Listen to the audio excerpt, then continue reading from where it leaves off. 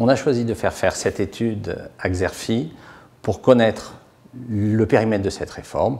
Beaucoup de bruit ont couru sur les effets négatifs du 100% santé et on a voulu savoir avec objectivité, précision, le périmètre et les effets de la réforme pour les opticiens. Les conclusions principales de cette étude sont assez simples.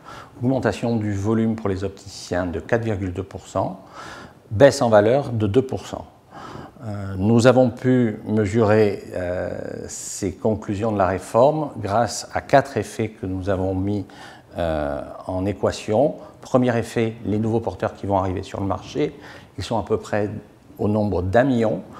On a pris le scénario où il rentrerait 500 000 par année. Le nombre de porteurs actuels qui choisiraient cette offre 100% santé, et on a trouvé à peu près 10,8% du marché actuel. Les renouvellements anticipés avec adaptation.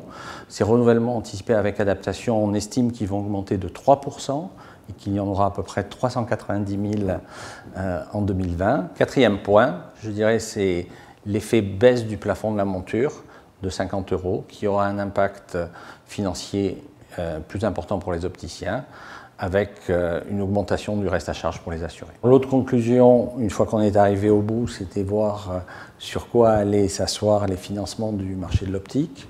Et on s'aperçoit que les OCAM sont les grands gagnants. La réforme est portée essentiellement par les opticiens qui font l'effort d'accepter une baisse de leur valeur de panier de 2%. Et les OCAM, eux, vont économiser à peu près 350 millions d'euros, économie générée essentiellement par la baisse du remboursement de l'optique. Il y a des points à améliorer d'ici 1er janvier 2020, dans les 10 mois à venir.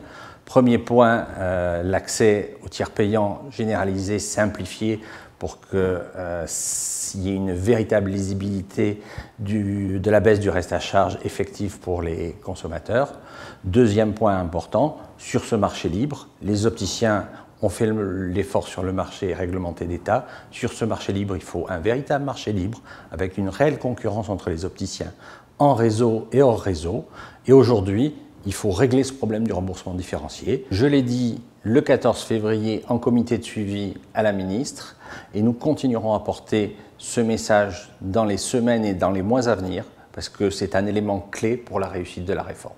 L'examen de vue, pour moi, dans les années à venir, avec la prise en charge par l'État de la prestation, est la première brique de la nouvelle organisation de la filière visuelle pour les opticiens. Les opticiens aujourd'hui font des lunettes, demain ils feront des lunettes et de la santé visuelle. Les opticiens ont le maillage de proximité pour pouvoir jouer ce rôle.